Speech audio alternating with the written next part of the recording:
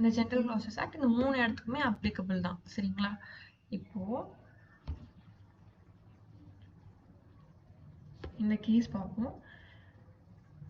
Supreme Court has observed that whatever the General Clauses Act say, whether as regards the meaning of the words or regards the legal principles, has to be read into every act to which it applies.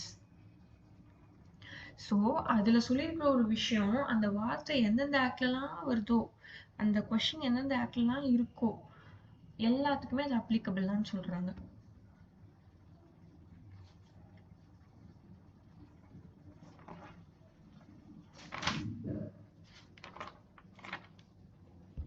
இப்போ இந்த general classes ஆக்ட்ல section 3 இருக்கு பாத்தீங்களா, அதுல தான் வந்து உங்களை அந்த particular section தான் வந்து நமக்கு ரொம்ப இம்பார்ட்டன்ட். அதுல தான் எல்லாத்தோடைய டெஃபினிஷன்ஸுமே இருக்கு. ஸோ இப்போ இந்த இந்த டெஃபினிஷன்ஸ்ல சரி ஓகே இதுல இருக்கிறது தான் எல்லாத்துக்கும் அப்ளிகபிள்னு சொல்றாங்க. பட் வாட் இஃப் இதுல ரிபக்னன்சி வந்துச்சுன்னா, லைக் இங்க கொடுத்துருக்கிற டெஃபினிஷன்ஸ்க்கும் ஆக்ட்ல ஸ்பெசிஃபிக்கா டெஃபினிஷன்ஸ் கொடுத்துருப்பாங்கல்ல, இது ரெண்டுத்துக்கும் வந்து ரிபக்னன்சி வந்துச்சுன்னா நம்ம அதை எப்படி எடுத்துக்கணும்? யாருக்காவது அதுக்கு ட்ரை பண்றீங்களா? லைக் நம்ம ஃபுல்லாவே கான்செப்ட் நம்ம இதை பார்த்துருக்கோம். இப்போ ஜெனரல் க்ளாசஸ் ஆக்ட் இது ஒரு ஜெனரல் ஆக்ட், இதுல ஒரு டெஃபினிஷன் இருக்கு, இது ஒரு காமனான டெஃபினிஷனா இருக்கும். இப்போ இதே ஒரு பர்டிகுலர் ஆக்ட்ல டெஃபினிஷன் கிளாஸ்ன்னு போட்டு அந்த வார்த்தையை டிஃபைன் பண்ணியிருப்பாங்க. இப்போ இந்த 2 ஆக்ட்ல இந்த 2 டெஃபினிஷன்ல நம்ம எந்த டெஃபினிஷனை ஃபாலோ பண்ணணும்? ஏதாவது ட்ரை பண்ணுங்களேன்.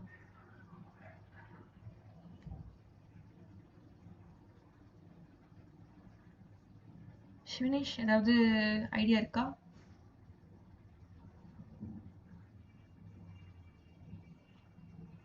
Hello hello No, ma'am. No. Okay. இப்போ இந்த 2 டெஃபினேஷன்ஸ்க்கும் உங்களுக்குள்ள வந்து ஏதாவது டிஃபரன்ஸ் வருதுன்னா, அந்த பர்டிகுலர் ஆக்டோட டெஃபினிஷன் இருக்கு பாத்தீங்களா, அதுதான் அங்க அப்ளை ஆகும். ஏன்னா இந்த ஜெனரல் க்ளாசஸ் ஆக்ட்ன்றப்போ ஒருவேளை அந்த டெஃபினிஷனுக்குன்னு வந்து அந்த ஆக்ட்ல தனியா ஒரு ப்ரொவிஷன் கொடுக்காம விட்டுட்டாங்க அப்படின்னா, இந்த ஆக்ட்ல இல்லைன்னா மட்டும் தான் நம்ம ஜெனரல் க்ளாசஸ் ஆக்டுக்குள்ள எடுத்து பார்க்கணும். ஸோ இது ரெண்டுத்துக்கும் ரிபக்னன்சி வந்துச்சுன்னா நம்மளுடைய அந்த பர்டிகுலர் ஆக்ட்ல இருக்கிற ப்ரொவிஷன் தான் அப்ளிகபிள் ஆகும்னு சொல்றாங்க. இப்போ ஒருவேளை வந்து அந்த டெஃபினிஷன் வந்து எக்ஸாஸ்டிவா இருக்கு, தட் இஸ் ரொம்ப வந்து வைடா இருக்கு அப்படின்னா, அந்த ஜெனரல் க்ளாசஸ்ல இருக்கிற அந்த டெஃபினிஷன் வந்து it should be read in the context of the act which we are applying it. சரிங்களா? அந்த டோன்லேயே தான் நம்ம அந்த டெஃபினிஷனை பார்க்கணும். அது வந்து ஒரு ஜென்ரலான ஒரு ப்ரொவிஷன்றதுனால அந்த இதுக்கு நம்ம ஆக்டை கொண்டு போகக்கூடாது. ஸோ இன்டர்பிரேட் பண்ணுறன்றப்போ அது ஒரு எய்டு தான் இந்த ஜெனரல் க்ளாசஸ் ஆக்ட்ன்ற விஷயம். சரிங்களா? இதுதான் வந்து இந்த Subramania Iyer versus official receiver பார்த்தீங்களா, இந்த கேஸில் சொல்லியிருக்காங்க. ஆல்சோ இந்த கேஸ், இந்த நைட்ஸ் பிரிட்ஜ் கேஸு, அதுக்கப்புறம் சௌத்ரி முகமது, இவங்க இது நீங்கள் உள்ளே படித்து பாருங்கள், இதையே தான் அவங்க சொல்லியிருப்பாங்க.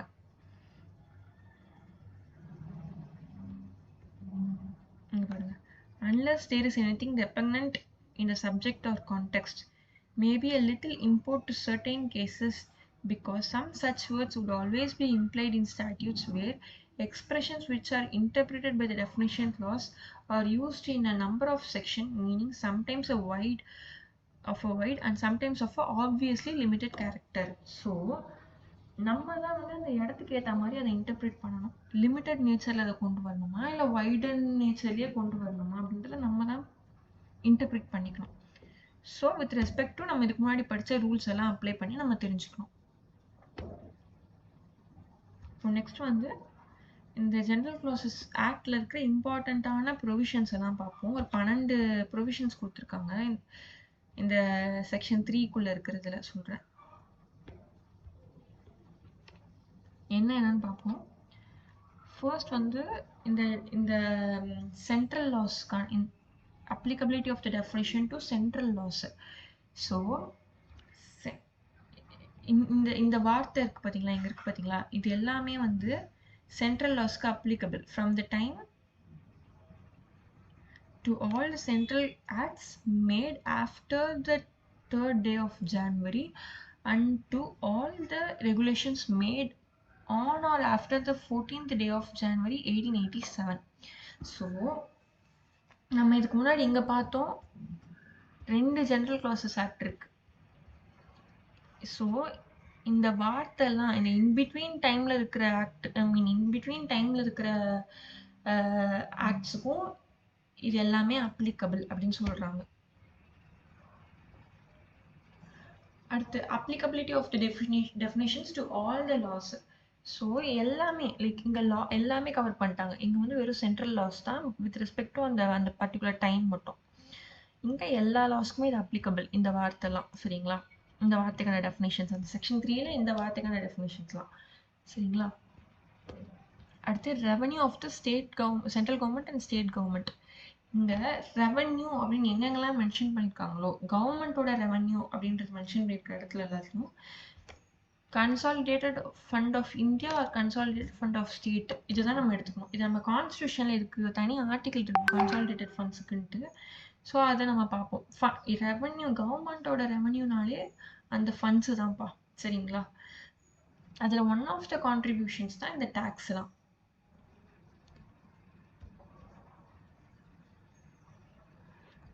Effect of repeal.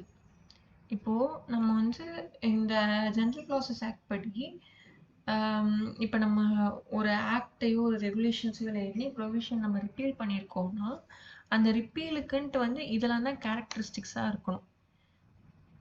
சரிங்களா? இப்படி பண்ணியிருந்தா தான் அதுக்கு பேர் ரிப்பீல்னு அர்த்தம். ஃபர்ஸ்ட் வந்து அந்த ரிப்பீல் வந்து அது வந்து எந்த ஒரு ரிப்பீல் பண்ணிட்டது புதுசா எதையும் வந்து ரீவைவ் பண்ணக்கூடாது, புதுசா கொண்டு வரக்கூடாது எதையும். அந்த ரிப்பீல் பண்ண இது ப்ரொவிஷன் வந்து revive anything not in force or existing at the time at which the repeal takes effect.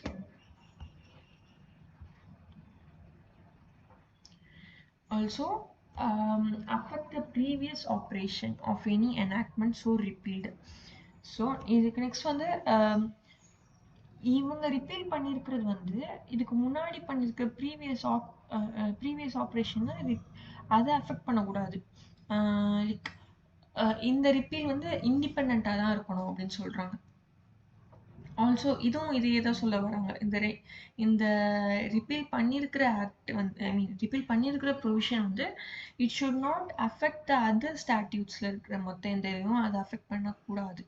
அப்படி ஒருவேளை இது பண்ணுதுன்னா இந்த ப்ரொவிஷனை ரிப்பீல் பண்ணிட்டு அதை எது வந்து அதை ஃபாலோயிங்காக வந்து அஃபெக்ட் பண்ணுதோ அதை அமெண்ட் பண்ணுவாங்க. Affect any investigation, proceedings or remedy in respect of any such right, privilege, obligation, liability, penalty, forfeiture or punishments as aforesaid.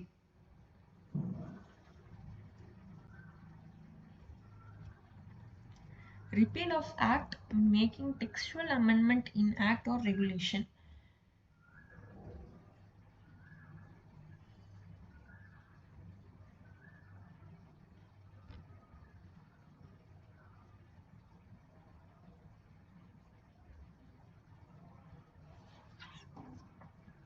Okay, நம்ம இங்க பார்த்தோம். இப்போ நம்ம இப்போ பார்த்தோம் பார்த்தீங்களா? இப்போ இந்த ஒரு ப்ரொவிஷனை நான் ரிப்பீல் பண்றேன்.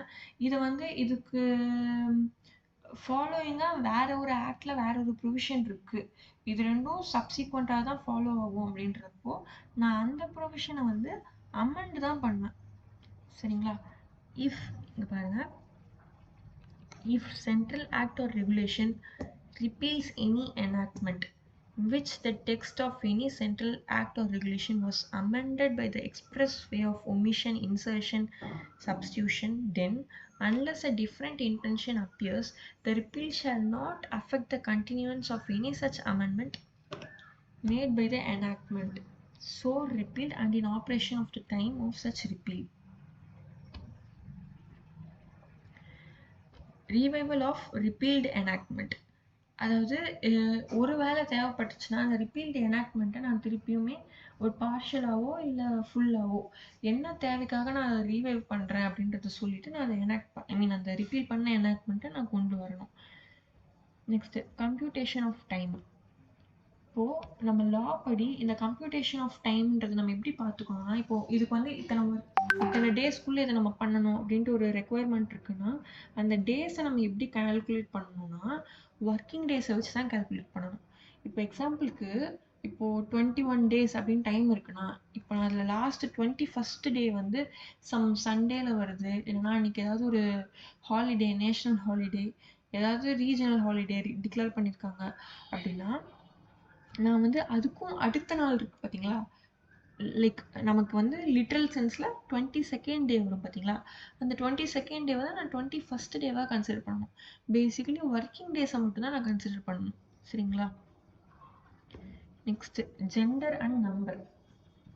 ஜெண்டர்ன்றது வந்து யூஸ்வலி இந்த ஆக்ட் மொத்த லாவை பொறுத்த வரைக்கும் இப்போ எந்தெந்த இடத்துலலாம் வந்து ஹீன்னு கொடுத்துருக்காங்களோ he also includes she, female கேரக்டர்ஸும் சேர்ந்து தான் ஹீன்னு மட்டும் தான் கொடுத்துருவாங்க. இதெல்லாம் வந்து ஜென்ஸ்க்கு மட்டும்தான் அப்ளிகபிள், அப்படி எடுத்துக்கக்கூடாது. நம்ம வந்து அதுலேயே வந்து ஃபீமேலும் சேர்த்து தான் எடுத்துக்கணும். அதே மாதிரி இஸ்ஸு அப்படின்னு சிங்குலரில் சொல்லியிருக்காங்கன்னா அப்படி மட்டும் எடுத்துக்கக்கூடாது. நம்ம வந்து அதில் வந்து ப்ளூரல் சென்ஸும் சேர்த்து தான் நம்ம எடுத்துக்கணும். ஆரும் சேர்ந்து தான் வரும். Power to issue or include, power to add, amend, vary or rescind. Where by any central act or regulation the power to issue notification, order, rules or bylaws is conferred, then that power includes a power exercisable in the like manner and the subject to like sanction and conditions to add, amend, vary, rescind any notifications, orders, rules, bylaws so issued. இப்போ delegated legislations இருக்கு பார்த்தீங்களா, that is லாவே ஒரு அத்தாரிட்டியை empower பண்ணி நீங்கள் அதுக்கான உங்களுக்கான governing லாஸை நீங்கள் கொண்டு வரலான்னு சொல்கிறாங்க பார்த்தீங்களா. இப்போது இந்த பவர் வந்து it will also include the power to amend such delegated legislation.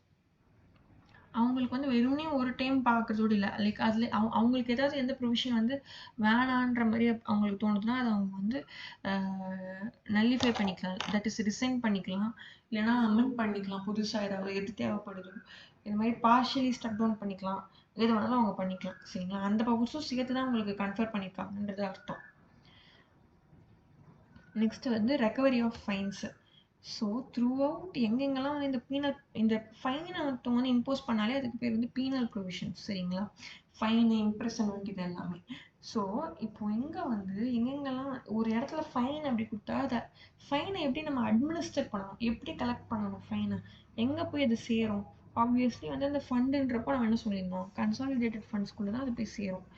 So எப்படி வந்து இதை நம்ம எடுத்துக்கணும் அப்படின்னா ஐபிசியில் செக்ஷன் 63 to 70 வந்து அட்மினிஸ்ட்ரேஷன் ஆஃப் ஃபைன்ஸை பற்றி பேசுது. ஸோ வெறும் ஐபிசிக்குள்ளே மட்டும் இல்லை, ஐபிசின்றது என்னது, ஒரு பீனல் ப்ரொவிஷன், ஐ மீன் ஒரு பீனல் ஸ்டாட்யூட். ஸோ வேறவர் எந்த லாவில் எங்கே பீனல் ப்ரொவிஷன் இருந்தாலும் அந்த இந்த 7 செக்ஷனில் படி தான் நம்ம வந்து அந்த ஃபைன்ஸை கலெக்ட் பண்ணி அந்த கன்சர்ன் அத்தாரிட்டிக்கு போய் சேரணும். ஓகேங்களா? அதுதான் இங்கே சொல்கிறாங்க. Next provision as to offenses punishable under 2 or more enactments. So இங்கே வந்து நமக்கு ஒரே ஒரு லைக் ஒரு அஃபென்ஸ், அதுக்கு வந்து ஒன்று இல்லை ஒன்றுக்கும் மேற்பட்ட சார்ஜஸ் வேறு வேறு ஆக்ட்லேருந்து நான் அதில் கவர் ஆகுறேன் அப்படின்னா இப்போ நீங்கள் என்ன பண்ணுவீங்க, உங்களோட நீங்கள் அந்த இடத்துல இருந்தால் எப்படி என்ன பண்ணுவீங்கன்னு சொல்லுங்களேன். இப்போது நீங்கள் ஒரு அஃபென்ஸை கமிட் பண்ணிட்டீங்க. ஸோ இதில் வந்து நீங்கள் உங்களுக்கு ஒரு ஆக்ட் மட்டும் நீங்கள் கவர்ன் பண்ண மாட்டீங்க, உங்களுக்கு வெவ்வேறு விதமான இதுலேயும் சேர்ந்தே வரும். இப்போது உங்களுக்கு வந்து கம்பெனிஸ் ஆக்ட்லேயே இப்போ நீங்கள் செக்ரட்டரியாக இருக்கீங்கப்பா, இப்போது உங்களுக்கு வந்து நீங்கள் ஏதோ ஒரு கம்ப்ளைண்ட்ஸில் நீங்கள் ஒரு மிஸ்டேக் பண்ணிட்டீங்க. ஸோ உங்களுக்கு கம்பெனிஸ் ஆக்ட்லேயும் வந்து உங்களுக்கு நீங்கள் சார்ஜபிள். ஒருவேளை அதுக்குன்னு கன்சர்ன் வேறு ஏதாவது, இப்போ செபி ரெகுலேஷன்ஸ் இருக்குது, செபிக்குன்னு தனியாகவே வந்து உங்களுக்கு ஒரு ரெகுலேஷன், ஐ மீன் ஒரு செபிக்குன்னு மட்டுமே அந்த செக்யூரிட்டிஸ்க்காக மட்டுமே உங்களுக்கு தனி இருக்குது, அதில் நீங்கள் ஏதோ ஒரு அஃபென்ஸ் பண்ணிட்டீங்க. ஸோ செபிலையும் நீங்கள் கவர்னிங், கம்பெனிஸ் ஆக்ட்லையும் நீங்கள் கவர்னிங். இது இல்லாமல் வந்து வேறு ஒரு வேலை ஏதாவது உங்களுக்கு நீங்கள் பர்டிகுலர் எந்த இண்டஸ்ட்ரியில் நீங்கள் வேலை செய்கிறீங்களோ, லைக் ஃபுட் இண்டஸ்ட்ரியோ இல்லை எதில் ரிலேட்டடாக நீங்கள் இருக்கீங்களோ அந்த பர்டிகுலர் இண்டஸ்ட்ரியல் ப்ரொவிஷன்ஸும் உங்களுக்கு டெக்ஸ்டைல் இண்டஸ்ட்ரியா ஏதோ அதுக்கான ரூல்ஸும் உங்களுக்கு அப்ளிகபிள். ஸோ இத்தனை இருக்குன்னா நீங்கள் எப்படி வந்து உங்களை சார்ஜ் பண்ணுவாங்கன்னு நீங்கள் நினைக்கிறீங்க? உங்களோட ஐடியா சொல்லுங்களேன். லைக் எதுவாக வேணாலும் இருக்கலாம்.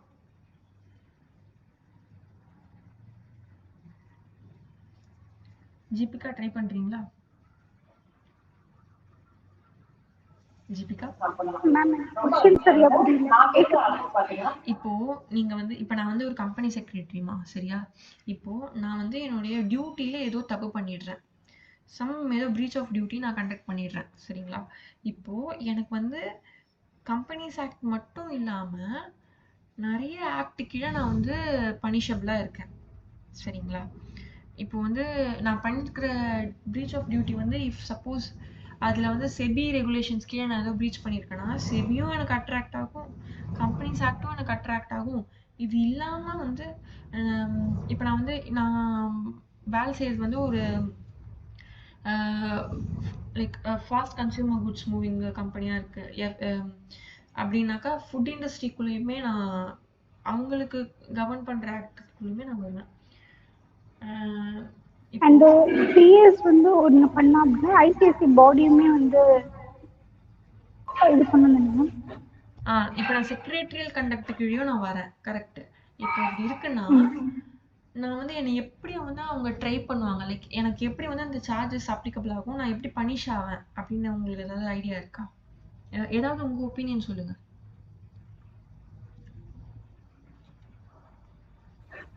Fine, penalty. என்னப்பா? ஃபைன் பே பண்ற மாதிரி இருக்கும், பெனல்டி. லைக் இப்போ ஒரு ஆக்ட் கீழே எனக்கு ஃபைன் பே பண்ற மாதிரி இருக்கு, இன்னொரு ஆக்ட் கீழே நான் பண்ண அஃபென்ஸ்க்கு வந்து எனக்கு இம்ப்ரெசன்மெண்ட் வரணும் அப்படின்னு இருக்கு, இன்னொன்று கீழே நீங்க செக்ரட்டரியல் ஸ்டாண்டர்ட்ஸ்குள்ள போறப்போ எனக்கு வந்து என்னை வேலையை விட்டு தூக்கிடணும் அப்படின்னு வருது. ஸோ இப்போ இவ்வளோ நடக்கிறப்போ நான் எப்படி வெறுமனே ஒன்றுத்தை மட்டும் பண்ணா போதுமா? இப்போ வந்து என்ன பண்ணுவாங்கன்னா காம்பவுண்ட் பண்ணுவாங்க. நான் இப்போ வந்து இப்போ நான் இந்த அஃபென்ஸ் பண்ணிட்டேன், எனக்கு இத்தனை சார்ஜஸ் இருக்கு என் மேலே, ஸோ இது எல்லாத்தையும் வந்து ஒன்றாக்குவாங்க. லைக் இப்போ ஒருத்தன் பண்ண ஒரு அஃபென்ஸ்க்கு அவன் ஒன்றுக்கும் மேற்பட்ட சட்டத்தின்படி தண்டிக்கப்படலாம். ஆனால் ஒரே அஃபென்ஸ்க்காக அவன் 2 டைம் தண்டிக்கப்படக்கூடாது, சரிங்களா? புரியுதுங்களா இந்த டிஸ்டிங்ஷன் என்னன்ட்டு? இப்போ எக்ஸாம்பிளுக்கு இது டபுள் ஜியோபார்டின்னு சொல்லுவாங்க, நம்ம கான்ஸ்டியூஷன்ல படிப்போம் ஆர்டிகல் 22ல. என்னன்னா நான் வந்து ஒரு அஃபென்ஸ் பண்ணியிருக்கேன், சரிங்களா?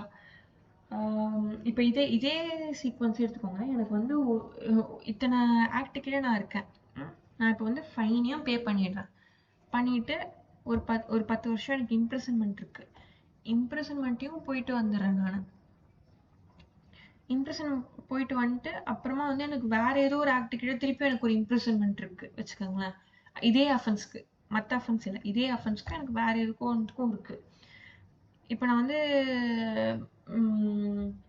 அப்படி இருக்கும்போது நான் அந்த ஒரு முறையும் தனித்தனியாலாம் இம்ப்ரெசன்மெண்ட்டை போயிட்டு பண்ணிட்டு வர மாட்டேன், ஒரு முறையும் தனித்தனியாக போய் பெனால்ட்டி கட்டிட்டு வர மாட்டேன். ஸோ குமுலேட்டிவாக இருக்குன்னா எல்லாத்தையும் ஒன்றா சேர்த்து ஒரே டைமில் தான் ட்ரை பண்ணுவாங்களே தவிர ஒரே அஃபென்ஸ்க்கு நான் வந்து தனித்தனியாக வந்து நான் பனிஷபிள் ஆக மாட்டேன், ஓகேங்களா?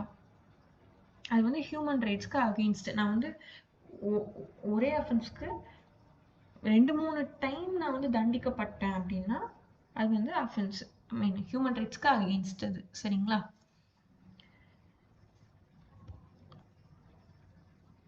நம்ம பார்ப்போம்.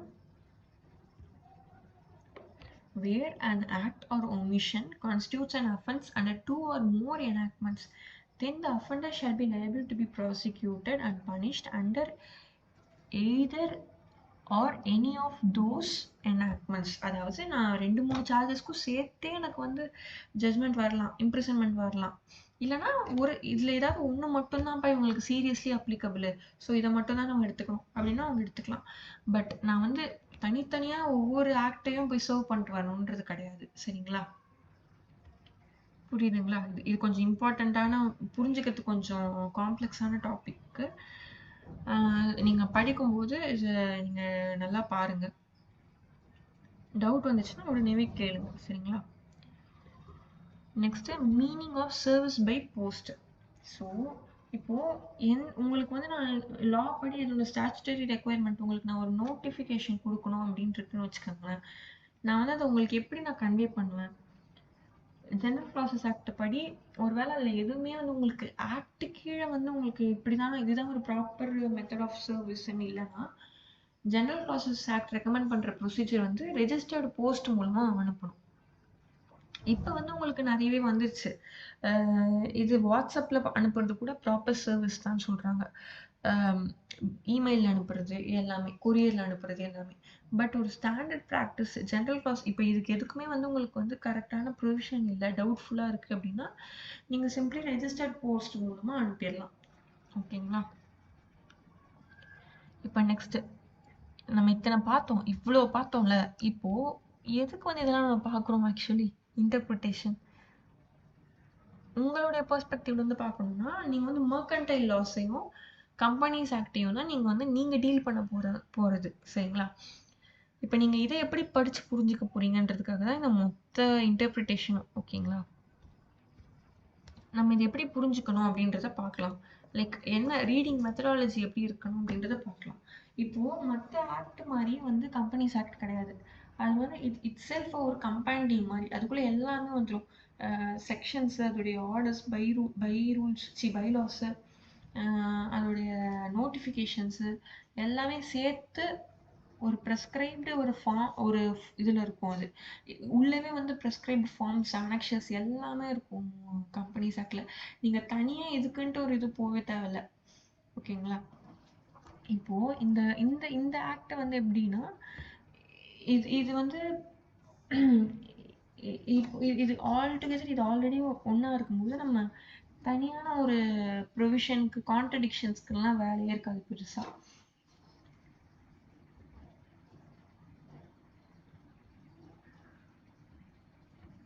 ஸோ ஃபர்ஸ்ட் வந்து ஸ்டாட்யூட் லா, அதாவது இந்த ஆக்டில் இருக்கிற ப்ரொவிஷன்ஸ். அடுத்து வந்து ஷெட்யூல்ஸ்ன்றது ஆக்டுக்கு அப்புறம் ஆக்ட் நம்ம இதெல்லாம் வந்து நம்ம இதில் பார்த்தோம், எய்ட்ஸ் ஆஃப் இன்டர்பிரிட்டேஷனில் பார்த்தோம். இப்போ வந்து அந்த ஆக்டை இன்னும் பெட்டராக டிஃபைன் பண்ணுறதுக்காக அவங்க கொடுத்துருக்குற இந்த டேப்லர் காலம் ஆகட்டும், ஃபார்ம்ஸ் ஆகட்டும், வாட் எவர் அதெல்லாம் வந்து ஷெட்யூலில் இருக்கும். ஸோ அந்த ஆக்டில் வந்து என்ன போட்டிருப்பாங்கன்னா இந்த ஷெட்யூலை ரெஃபர் பண்ணிக்கோங்க அப்படின்னு போட்டிருப்பாங்க. நீங்கள் அந்த ஷெட்யூலை ரெஃபர் பண்ணணும், but which should be in conformity with the statute. சரிங்களா? Also delegated legislations. ஸோ நம்ம என்ன பார்த்துருக்கோம், டெலிகேட்டட் லெஜிஸ்லேஷன்னாலே வந்து அந்த மெயின் ஸ்டாட்யூட்டை ஃபெசிலிட்டேட் பண்ணுறதுக்காக தான் அது வருதுன்னு பார்த்துருக்கோம். இப்போ நீங்கள் வந்து இப்போது டெலிகேட்டட் லெஜிஸ்லேஷன் இதில் யாரெல்லாம் வந்து பண்ண முடியும்? இப்போ கம்பெனிஸ் ஆக்ட் கவர்ன் பண்ணுற இது வந்து ministry of corporate affairs. So இவங்க வந்து இதுக்கான டெலிகேட்டட் லெஜிஸ்லேஷன்ஸ் எல்லாத்தையுமே பாஸ் பண்ணிக்கலாம். இப்போ வந்து இதுக்கு கீழே டிபார்ட்மெண்ட்ஸும் வரும். இப்போது இதில் வந்து இவங்க எக்ஸாம்பிளுக்கு இங்கே கொடுத்துருக்கிறது வந்து இந்த CSR rules 2014. So ministry with respect to சிஎஸ்ஆருக்கு மட்டும் செக்ஷன் 134 தானே CSR.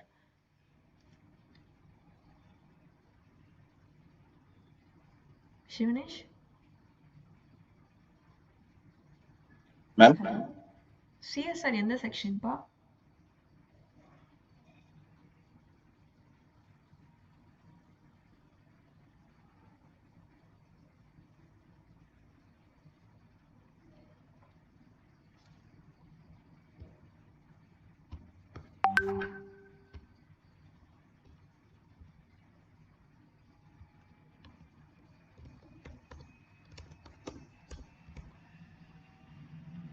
One 135. 135. Section 135. Okay okay. So அதுக்கு ஆல்ரெடி ஒரு ப்ரொவிஷன் இருக்குது 135ல் சிஎஸ்ஆருக்குன்ட்டு. அப்படி இருக்கிற பட்சத்தில் தனியாக அதோடைய சென்ஸ் லைக் அதோடைய பெட்டர்மெண்ட்டுக்காக அது இன்னும் தேவைப்படுது அப்படின்ற காரணத்துக்காக தனியாக அதுக்கான ஒரு ரூல்ஸையே வந்து மினிஸ்ட்ரி ஆஃப் கார்ப்பரேட் அஃபேர்ஸ் கொண்டு வராங்க. ஸோ இந்த கார்ப்பரேட் அஃபேர்ஸ் ரூல்ஸ் இருக்குது பார்த்தீங்களா, இது வந்து it should be read in conformity with section 135 of companies act 2013. சரிங்களா? இப்போ இது வந்து அந்த பர்டிகுலர் மினிஸ்ட்ரியே ஃபார்ம் பண்ணியிருக்கு. ஓகேங்களா? இது இல்லாம இந்த செபி, ஆர்பிஐ இவங்கலாம் வந்து ஒரு இண்டிபெண்டன்ட் அத்தாரிட்டிஸ் இவங்கலாம். இவங்களும் வந்து இவங்க ஃபார்ம் பண்றதுக்கு பேரும் இவங்க வந்து with respect to companies act அவங்க ஃபார்ம் பண்ற ரூல்ஸ்க்கு பேரும் டெலிகேட்டட் லெஜிஸ்லேஷன் தான். ஏன்னா வந்து பார்லிமெண்ட் அதுக்கு வந்து அவங்கள இண்டிபெண்டன்ட் பாடியை ரெக்கக்னைஸ் பண்ணி அவங்களுக்கும் வந்து லா மேக்கிங் பவர் கொடுத்துருக்காங்க. ஓகே, இப்போ இந்த பைலாஸ் அண்ட் ரூல்ஸ் வந்து எதெல்லாம் வந்து கான்ட்ராடிக்ட் ஆகிற விதமாக இருக்குமோ ஸ்டாட்யூட்ஸ் கூட அது எல்லாத்தையுமே வந்து அல்ட்ரா வைரஸாக தான் இருக்க முடியும். ஏன்னா வந்து ப்ரிடாமினன்ட் வந்து இந்த ஸ்டாச்சுட்டரி ப்ரொவிஷன் தான். இப்போ நம்ம வந்து notification, circulars, clarifications by ministry of corporate affairs நம்ம இது வரைக்கும் டெலிகேட்டட் லெஜிஸ்லேஷன் பார்த்தோம். அதுக்கும் கீழே இருக்கிற சப்சிடரிஸ் தான் இந்த நோட்டிஃபிகேஷன், சர்க்குலர்ஸ் அண்ட் கிளாரிஃபிகேஷன்ஸ். இப்போ இது பார்த்தீங்கன்னா எம்சிஏக்கு வந்து இது எல்லாமே பண்ணுறதுக்கு இது இருக்கு, பவர் இருக்கு. எல்லாத்தையுமே அந்த ஐ மீன் டெலிகேட்டட் லெஜிஸ்லேஷன் ஆகட்டும், இல்லை ஸ்டாட்யூட் லாலேயே வந்து அமெண்ட்மெண்ட் கொண்டு வரதுக்காகட்டும், நோட்டிஃபிகேஷன், சர்க்குலர்ஸ், கிளாரிஃபிகேஷன்ஸ் இது எல்லாத்தையுமே பண்ணுறதுக்கு கார்பரேட் அஃபேர்ஸ் மினிஸ்ட்ரிக்கு பவர் இருக்கு. பட் இங்கே வந்து அதுக்கு கீழே இருக்கு பார்த்தீங்களா டிபார்ட்மெண்ட்டு, அதுக்கெல்லாம் வந்து இங்க இது இஷ்யூ பண்றதுக்கு சர்க்குலர்ஸ்லாம் கொண்டு வரதுக்கு இது கிடையாது, பவர் கிடையாது. ஒரு நிமிஷம்.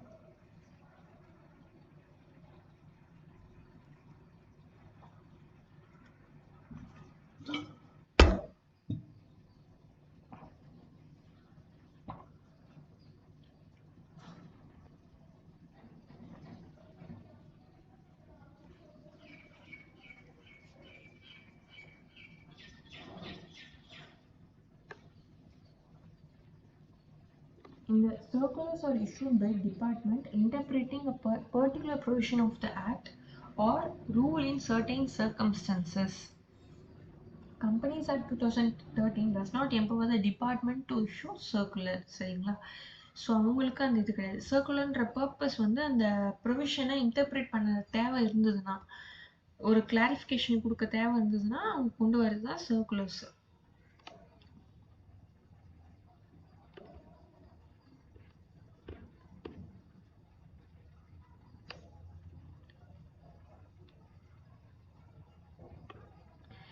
Notifications under Section 462 of Companies Act exempt certain companies from the applicability of the provision. At the same time of reading a section mentioned under the exemption notification dealing with certain class of companies, one must read such section in respect of the class of companies as amended by the exemption notification for that class. Exemption notification effectively amend the sections for the purpose of class of companies with which the exemption notification deals. So section 462 என்ன சொல்லுதுன்னு பார்க்கலாமா?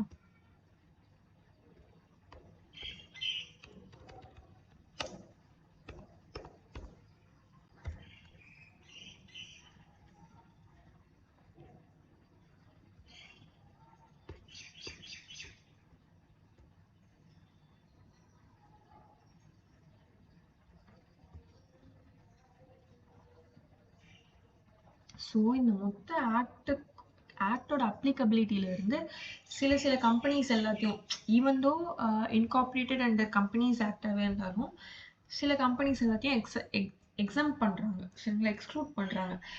இது எதெல்லாம் எக்ஸ்க்ளூடட்னு நம்ம தெரிஞ்சுக்கிறதுன்றது வந்து like அசர்டைன் பண்ணுறதுக்கான வழி மட்டும்தான் இந்த ப்ரொவிஷன்ஸில் இருக்குமே தவிர என்ன கேட்டகரி என்ன கிளாஸ் ஆஃப் கம்பெனிஸ்ன்னு லிஸ்டட் கம்பெனிஸாக கொடுக்குறது வந்து அந்த எக்ஸம்ஷன் நோட்டிஃபிகேஷன் தான்.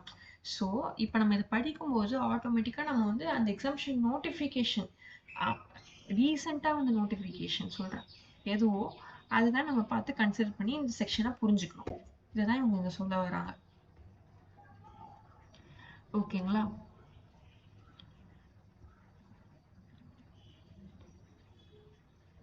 அடுத்து, central government may amend the schedules of the act using the power given under section 467. Schedules must be read with the main section.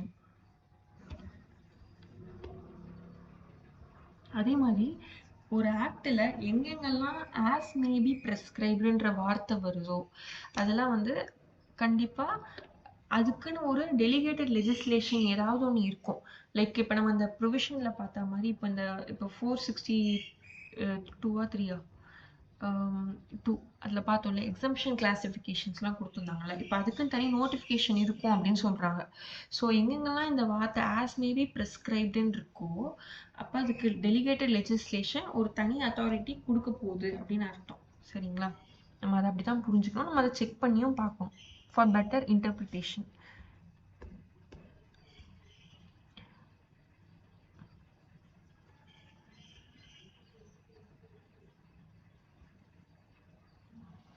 இப்போ இங்க பாருங்க, secretarial standards or standards prepared by the Institute of Company Secretaries to standardize the secretarial practices under the Companies Act and other areas related to secretarial practice.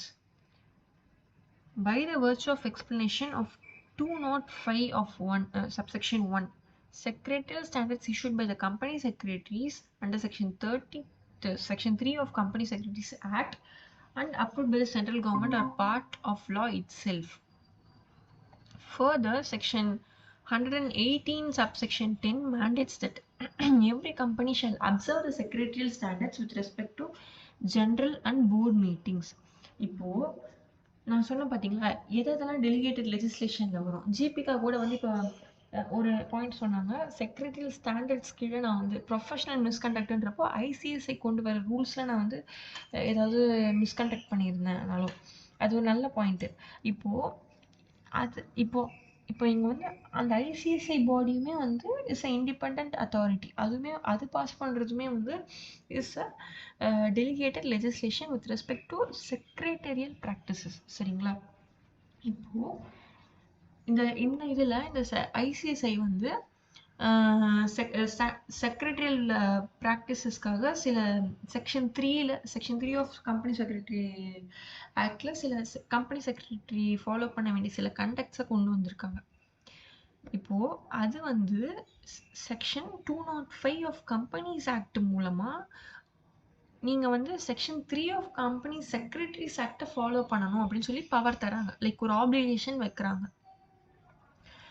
So ஆட்டோமேட்டிக்காக இங்கே வந்து delegated லெஜிஸ்லேஷனும் applicable ஆகுது. சரிங்களா? இப்போ அதே மாதிரி இங்கே செக்ஷன் 118 ஆஃப் கம்பெனிஸ் ஆக்ட் என்ன சொல்கிறாங்கன்னா, secretarial standards with respect to general மீட்டிங்ஸை ஃபாலோ பண்ணி தான் ஆகணும் அப்படின்னு அதை தான் வந்து அவங்க ஒரு ஸ்டாண்டர்ட் ப்ரொசீஜராக கம்பெனிஸ் ஆக்டை ப்ரெஸ்கிரைப் பண்ணுறாங்க. சரிங்களா? இது ரெண்டும் ஐசிஎஸ்ஐயோட ரூல்ஸை கம்பெனிஸ் ஆக்டை ரெக்கக்னைஸ் பண்ணியிருக்காங்க. இப்போது ஒரு செக்ஷனை எப்படி ரீட் பண்ணணும் அப்படின்றத பார்க்கலாம். இப்போ வந்து இது எல்லாமே வந்து ஒரு ஃப்ரேசஸாக பார்க்கலாம். இதோ இங்கே பார்த்தீங்கன்னா இது எல்லாமே ஒரு ஃப்ரேசஸ். இது எல்லாமே என்னென்ன சொல்லுதுன்றதை பார்க்கலாம். நம்ம இப்போ பார்த்த மாதிரி முதல்ல வந்து ஒரு ஆக்ட்லேயும் இப்போ ஆஸ் மேபி ப்ரெஸ்கிரைப்டு இருந்ததுன்னா கண்டிப்பாக அதுக்கு ஃபாலோயிங்காக ஒரு டெலிகேட்டட் லெஜிஸ்லேஷன் இருக்குன்னு அர்த்தம். அது என்னன்றதை தேடி கண்டுபிடிச்சி சேர்த்து தான் நம்ம படிக்கணும்.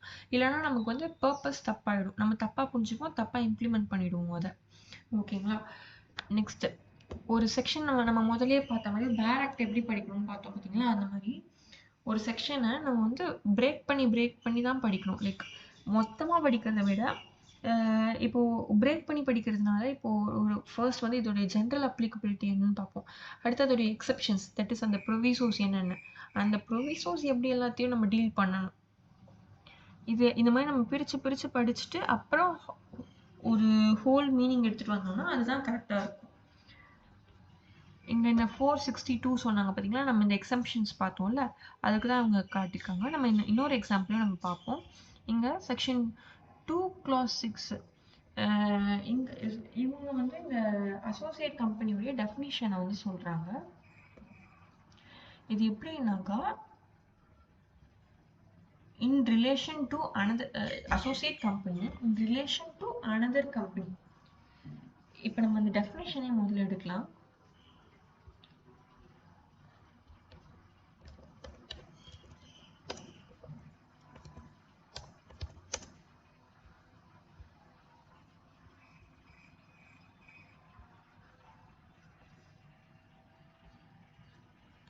ஸோ இங்க பாருங்க, associate company in relation to another company.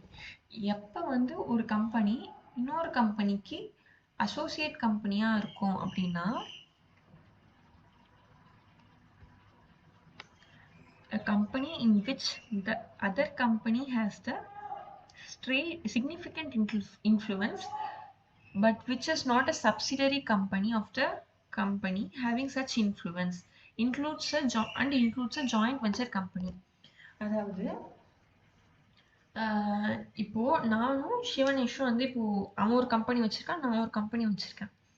இப்போ நான் வந்து இப்போ வந்து அவன் கம்பெனிக்கு நான் அசோசியேட் கம்பெனியா இருக்கேன்னு வச்சுக்கோங்க. நான் எப்போ நான் அசோசியேட் கம்பெனின்னு சொல்ல முடியும்னா, இப்போ if Sivanesh has significant influence. இந்த சிக்னிஃபிகண்ட் இன்ஃப்ளூயன்ஸும் வந்து இது பாருங்க, இதுவும் ஒரு டிஃபைன்டு டேர்ம் தான். இது வந்து 20% ஆஃப் த ஓட்டிங் ரைட்ஸ் என் கம்பெனியில் அவனுக்கு இருந்தது அப்படின்னா, நான் வந்து அவனுடைய அசோசியேட் கம்பெனியாக மாறுவேன். ஆல்சோ நானும் அவனும் வந்து ஒரு ஜாயிண்ட் வெஞ்சரில் இருக்கோம் அப்படின்னா, நான் வந்து அவனுடைய அசோசியேட் கம்பெனியாக மாறுவேன். ஸோ இப்போ இந்த சிக்னிஃபிகண்ட் இன்ஃப்ளூயன்ஸ்க்கும் சரி, ஜாயிண்ட் வெஞ்சருக்கும் சரி, இதே கம்பெனிஸ் ஆக்ட்லேயே இன்னொரு டெஃபினிஷன்ஸும் இருக்குது. ஸோ இப்போ அந்த வார்த்தை இங்கே வருதுன்னா, நான் அந்த மீனிங்கை தான் நான் எடுத்துக்கணும் இங்கே. சரிங்களா? இப்படிதான் நம்ம வந்து ஒரு செக்ஷனை பிரிச்சு பிரேக் டவுன் பண்ணி படிக்கணும். இங்க சொல்லியிருக்காங்க பாருங்க, அதோடைய தனித்தனி டெஃபினிஷன்ஸ் இதெல்லாம். ஓகேங்களா? Interpretations of some standard words and phrases used in statutes. So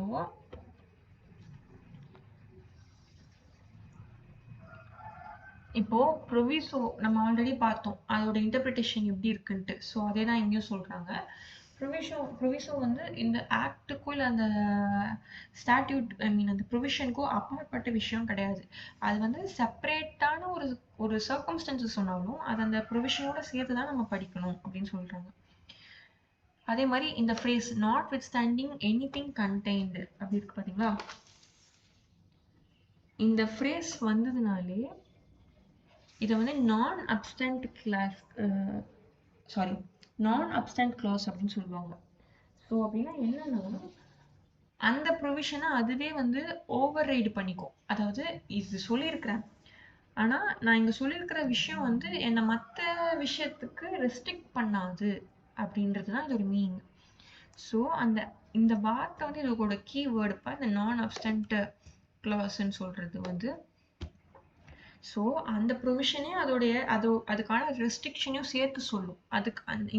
அதுக்கான இதை வந்து இந்த ஃப்ரேஸ் வந்துச்சுன்னா அப்படிதான் நம்ம அதை புரிஞ்சுக்கணும். ஓகேங்களா? சப்ஜெக்ட் டூ வந்து இதுக்கு யாருக்கெல்லாம் இது வந்து அப்ளிகபிள்ன்றது வந்து கண்டிஷன்ஸோட சொல்றது. லைக் இவங்களுக்கு மட்டும் தான் இது அப்ளிகபிள், இவங்க மட்டும் தான் இதை ஃபாலோ பண்ணணும், இவங்க தான் இதுக்கான டிபெண்டன்ஸ் அப்படின்னு சொல்றது தான் வந்து இந்த சப்ஜெக்ட் டூ. ஸோ சப்ஜெக்ட் டூனாலே ஒரு கண்டிஷனல் அப்ளிகபிலிட்டி தான் இது. அப்புறம் nothing contained in this section. So nothing contained in this செக்ஷன்னா அதுவே வந்து ஒரு எக்ஸப்ஷனை சொல்லுதுன்னு தான் அர்த்தம். It means anything contained in the preceding part of the section would not apply in the situation stated in the provision that begins with this phrase. So இந்த கிளாஸே வந்து ஒரு ப்ரொவிசோ கிளாஸ் மாதிரி. இவங்க nothing contained in this section, இது வந்து ஒரு exception. Okay,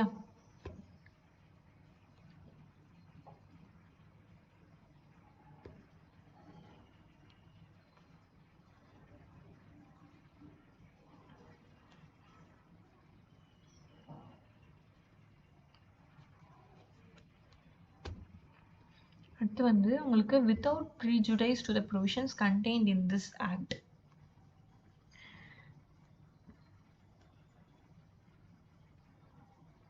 so without prejudice to the provisions அப்படின்னு சொன்னாக்கா, without damaging or affecting the provisions contained in this act அப்படின்னு நம்ம எடுத்துக்கணும். The phrase without prejudice means without dismissing, damaging or otherwise affecting, without detriment, harm. So when one provision says without prejudice to any other provision, it means that no other provision is affected by that provision or the other provision remain unaffected. This is a qualifying phrase used in statutory drafting in a provision to protect the operation of other provisions. So இந்த clause இந்த powers இந்த provisionக்கு மட்டுமே உட்படுத்தப்பட்டது. இதோட இது வந்து மத்தத affect பண்ணாது, இல்ல மத்தது எதுவும் வந்து இதை அஃபெக்ட் பண்ணாது அப்படின்னு ஒரு ஒரு ஒரு பவுண்டரி செட் பண்ணிக்கிறது தான் இந்த without prejudice to the provisions அர்த்தம். சரிங்களா? அது வந்து இண்டிபெண்டா செயல்படும் அப்படின்றாங்க.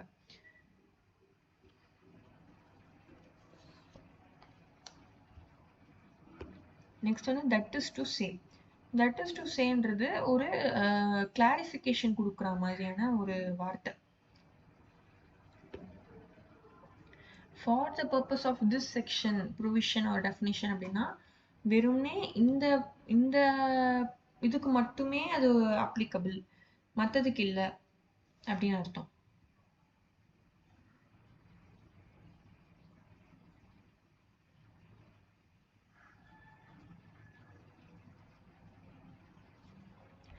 As the case may be அப்படின்னா இப்போ 1 or 2 interpretations இருக்குன்னா இதோட purpose எதுக்கு applicable-ஓ அப்படி applicable ஆகும். The phrase is used when the provision has 2 or more things that are covered and the provision is applicable to both or all of them. அடுத்து shall and may. shallனா என்ன சொல்லியிருக்கோம்? அது வந்து ஒரு mandatory obligation-ஆ இருக்கும். mayனா அது ஒரு discretionary-ஆ இருக்கும். பண்ணலாம், பண்ணாமலேயும் போகலாம். சரிங்களா? இதுதான் இந்த phrases. இதெல்லாமே எல்லா ப்ரொவிஷன்ஸுமே இதுக்குள்ள இருந்து தான் வரும். இந்த மாதிரி வார்த்தையில தான் ஸ்டார்ட் ஆகும். அது பண்ணும்போது நம்ம இப்படிதான்றதும் புரிஞ்சுக்கணும். ஓகேங்களா? ஸோ இதோட வந்து நம்மளோட இன்டர்பிரிட்டேஷன் ஆஃப் ஸ்டாட்யூட்ஸ் ஃபுல்லாக முடியுது. உங்களுக்கு ஏதாவது பர்டிகுலராக கன்சர்ன் இருக்குங்களா? நீங்கள் ஆனால் இதை ஃபுல்லாக தயவு செஞ்சு இதை இன்னைக்கு இல்லைனா நாளைக்கே படிச்சிருங்க. அப்பதான் வந்து உங்களுக்கு இது மறக்காம இருக்கும். ஏன்னா இது கான்செப்ட்ஸ் எல்லாம் வந்து பார்க்க சிம்பிளா தான் இருக்கும். ஆக்சுவலி இதெல்லாம் சிம்பிளா தான் இருக்கும் படிக்கும்போது. ஆனா புரிஞ்சுக்கிறது வந்து இனிஷியல் ஸ்டேஜ்ல கொஞ்சம் கஷ்டமா இருக்கும். ஸோ நீங்க வந்து எவ்வளவு சீக்கிரமா இதை படிச்சு நீங்க உங்களுக்கான நோட்ஸ் நீங்க எடுத்து வச்சுக்கிறீங்களோ, நீங்க உங்க உங்க அண்டர்ஸ்டாண்டிங்க்கு நீங்க எப்படி புரிஞ்சா கரெக்டா இருக்குமோ பண்றீங்களோ அது நல்லது. ஏன்னா இதை வந்து நம்ம கேப் விட்டுட்டோம்னாலோ இல்லை சரி நம்ம லாஸ்டா ரிவிஷன் பண்ணும்போது பார்த்துக்கலாம் அப்படின்னு விட்டாக்கா புதுசா படிக்கிற மாதிரி இருக்கும். அப்போ இது வந்து உங்களுக்கு அந்த டைம்ல மற்ற இது படிக்கும்போது இது ஒரு பேர்டனாக தான் இருக்கும். எல்லா சப்ஜெக்ட்டுமே உங்களுக்கு டைட்டன் ஆகிடும். அப்போ இது உங்களுக்கு புரிஞ்சுக்கிறது கஷ்டமாயிடும். சரிங்களா? அதனால இதை கொஞ்சம் நெக்ஸ்ட் கிளாஸ்ல நான் மண்டே ஆர் டியூஸ்டே உங்களுக்கு வந்து ஒரு கொஷினர் அனுப்புறேன். 1 வேர்ட்ஸும் இருக்க மாதிரி 2 மார்க்ஸும் இருக்க மாதிரி, இல்லை உங்களுக்கு நான் கொஷின் பேப்பர் எல்லாம் ரெஃபர் பண்ணிட்டு நான் உங்களுக்கு அனுப்புறேன். சரிங்களா? நீங்க இந்த 2 சாப்டர்ஸும் first chapter and third chapter ரெண்டுத்துக்கும் அனுப்புறேன். ஸோ ஃபார் உங்களுக்கு ஏதாவது ஸ்பெசிஃபிக் கன்சர்ன்ஸ் இருக்கா? சொன்னதில் இப்போ இது நடத்துனதுலையோ இல்லை டீச்சிங் மெத்தடாலஜிலையோ உங்களுக்கு ஏதாவது கன்சர்ன்ஸ் இருக்கா?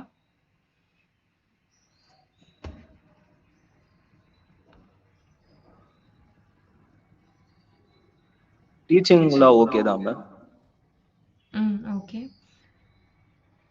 கான்செப்ட்ல உங்களுக்கு ஏதாவது இப்போ வரைக்கும் டவுட் இருக்குங்களா? நீங்க படிச்சது வரைக்கும் சொல்றேன். கான்செப்ட் ஓகே தான், பட் நீங்க சொன்ன மாதிரி திருப்பி நான் ரிவைஸ் பண்ணி தான் பார்க்கணும். அதான் ஓகே.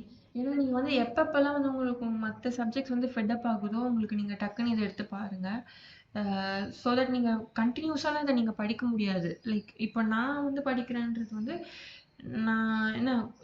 நான் முழுசா படிச்சதே நான் லா தான். லைக் அதனால வந்து என்னால் கொஞ்சம் டக்குன்னு புரிஞ்சுக்க முடியும். பட் பிகினர்ஸாக நம்ம படிக்கும்போது டெஃபினட்டாக அது ரொம்ப ஸ்ட்ரகிள் இருக்கும். ஸோ நீங்கள் வந்து என்ன பண்ணுங்கள், அட் ஸ்டெச் படிக்கணும்னு இல்லாமல் நீங்களே வந்து பார்ட்டாக உங்களுக்கு பிரிச்சுக்கோங்க.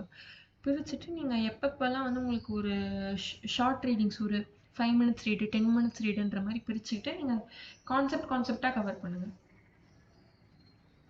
ஃபர்ஸ்ட் டைம் படிக்கும்போது டெக்ஸ்ட் புக்கில் படிங்க. அடுத்து நீங்கள் படிக்கிறப்போ நீங்கள் ஏதாவது உங்களுக்குன்ட்டு ஏதாவது கைடோ இல்லை ஸ்கேனர்ஸ் வச்சுருக்கீங்க அப்படின்னா அதை பார்த்து நீங்க படிக்கலாம். ஆனா ஃபர்ஸ்ட் டைம் படிக்கிறது டெக்ஸ்ட் புக்லயே படிங்க. ஓகே. ம் ஓகேப்பா. ஸோ ஜிபிகா இருக்கீங்களா? Yes ma'am. ஓகேப்பா. உங்களுக்கு ஏதாவது எஸ் கிளியர். ஓகேப்பா. இன்னைக்கு நடத்துனது எல்லாத்தையுமே வந்து இன்னைக்கே படிங்க. உங்களுக்கு ஆக்சுவலி இன்னைக்கு ஈவினிங் தான் உங்களுக்கு கார்ப்பரேட் அக்கௌண்டிங் இல்லையா? ஸோ முடிஞ்ச வரைக்கும் இன்னைக்கே படிக்க ட்ரை பண்ணுங்க. Okay ma'am. ம் ஓகேப்பா. Bye. Okay bye ma'am. Thank you. Thank you ma'am. Thank you Shunish. Bye. By.